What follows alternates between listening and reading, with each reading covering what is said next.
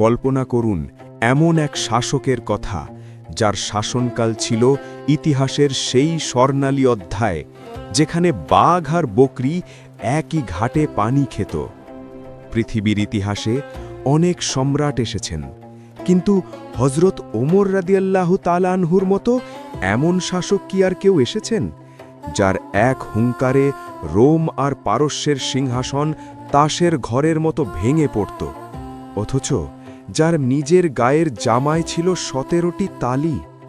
আজ আমি আপনাদের শোনাব সেই শাসন ব্যবস্থার গল্প যা শুনলে আপনার গায়ের লোম খাড়া হয়ে যাবে।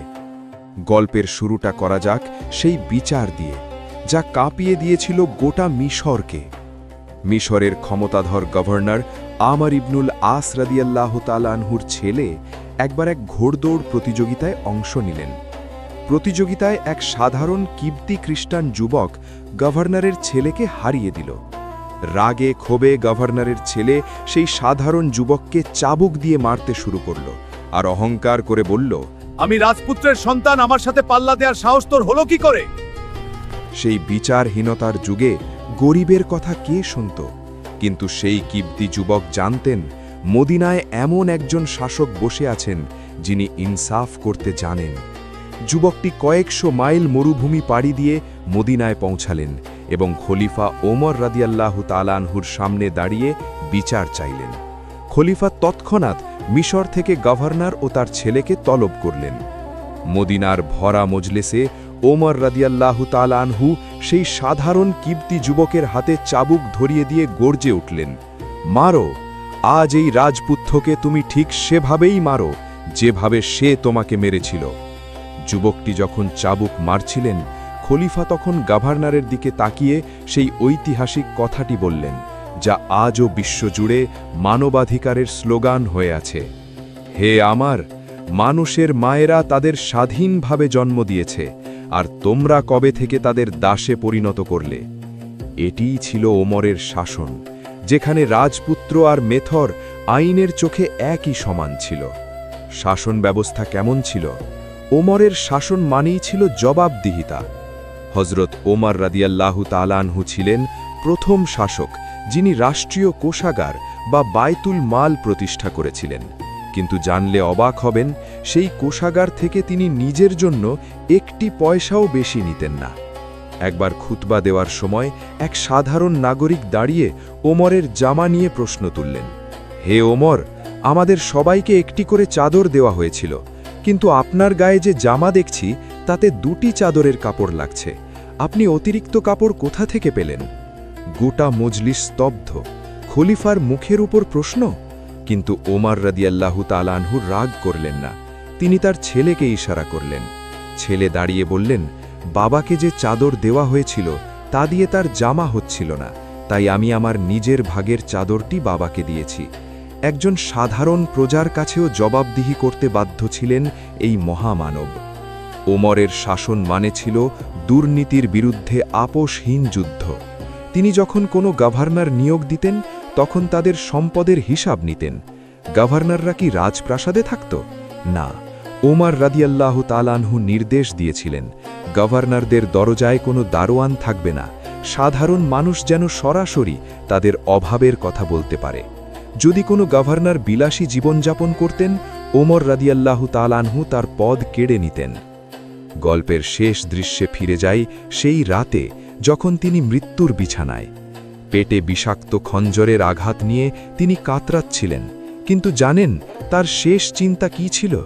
তিনি তার ছেলেকে বললেন, যাও দেখো তো মদিনার কোনো মানুষের মনে আমি কষ্ট দিয়েছি কিনা, কোনো অমুসলিম নাগরিকের অধিকার কি আমি খর্ব করেছি? যে শাসক অর্ধেক পৃথিবী শাসন করেছেন, মৃত্যুর সময় তার কোনো ব্যাংক ব্যালেন্স ছিল না, ছিল কেবল ঋণের বোঝা। তার নিজের ঘর বিক্রি করে সেই ঋণ শোধ করা হয়েছিল। এই ছিলেন ওমর রাদিয়াল্লাহু তাআলা আনহু, যার শাসন ব্যবস্থায় চোর ছিল না, কারণ অভাব ছিল না, যার শাসনে জুলুম ছিল না, কারণ খলিফা নিজে রাতের পর রাত জেগে মানুষের পাহারাদার হয়ে থাকতেন। আজকের অশান্ত পৃথিবীতে কি ওমরের সেই শাসনের আলো আর একবার খুব প্রয়োজন নেই?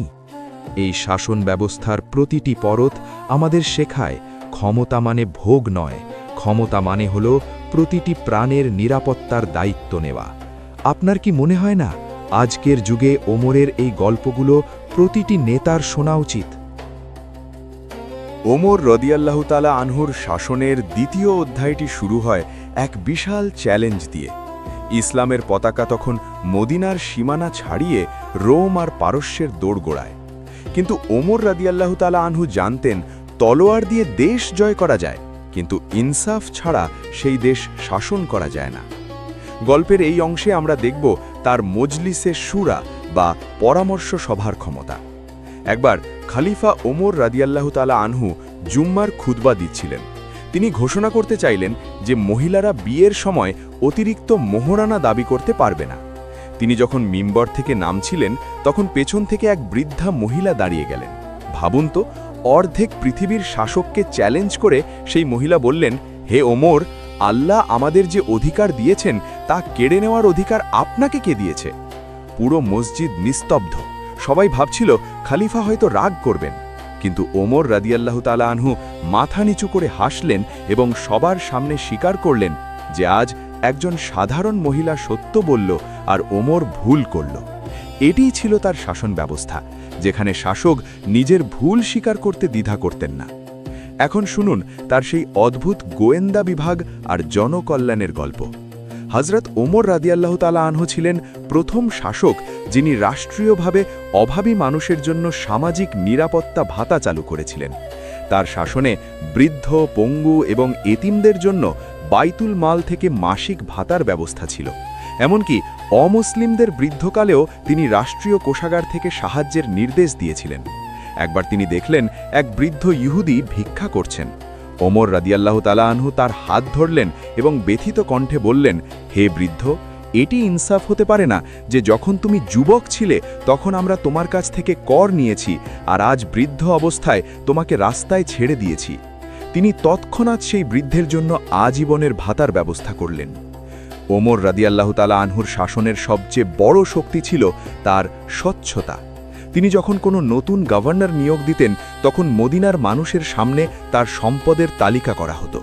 যদি কয়েক বছর পর দেখা যেত সেই গভর্নরের সম্পদ বেড়েছে, তবে ওমর রাদিয়াল্লাহু তাআলা আনহু কৈফিয়ত চাইতেন। তিনি বলতেন, তোমাদের দরজায় যেন কোনো পাহারা না থাকে, মানুষের অভিযোগ যেন সরাসরি আমার কান পর্যন্ত পৌঁছায়। একবার রোম সম্রাট এক দূত পাঠিয়েছিলেন খলিফার সাথে দেখা করতে। সেই দূত মদিনায় এসে প্রাসাদের খোঁজ করছিলেন। লোকজন তাকে একটি গাছের ছায়ায় নিয়ে গেল।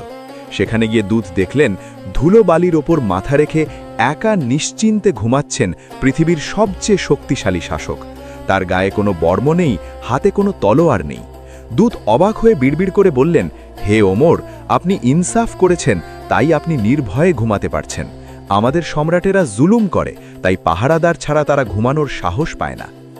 উপসংহার: হযরত ওমর রাদিয়াল্লাহু তাআলা আনহুর শাসন ব্যবস্থা কেবল আইন ছিল না, তা ছিল এক পাহারাদারের ভালোবাসা। মৃত্যুর সময় তার পিঠে 13টি তালি দেওয়া জামা ছিল, কিন্তু তার হৃদয়ে ছিল কোটি মানুষের দোয়া। তিনি শিখিয়ে গেছেন, শাসক মানে মালিক নয়, শাসক মানে হল প্রজাদের সবচেয়ে বড় খাদেম। আজও যখন মদিনার বাতাসে ওমরের নাম ভেসে আসে, তখন মনে হয় প্রতিটি ধূলিকণা সাক্ষী দিচ্ছে এমন ইনসাফকারী শাসক পৃথিবী আর দেখেনি, আর হয়তো দেখবেও না।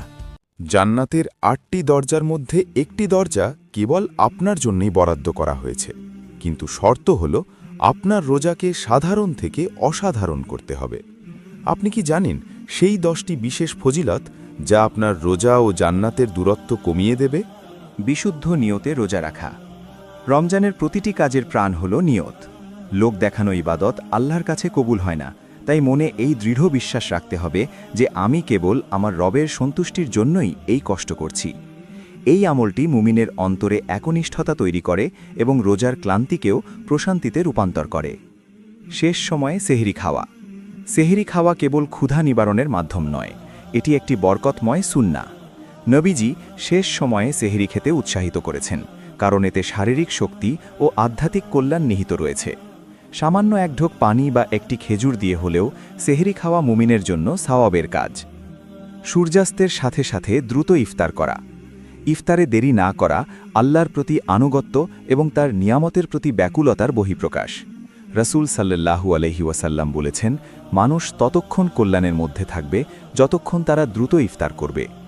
এই আমলটি আমাদের সময়ের মূল্য বুঝতে এবং আল্লাহর বিধানের প্রতি শ্রদ্ধাশীল হতে শেখায়। অর্থসহ কুরআন তেলাওয়াত ও চর্চা।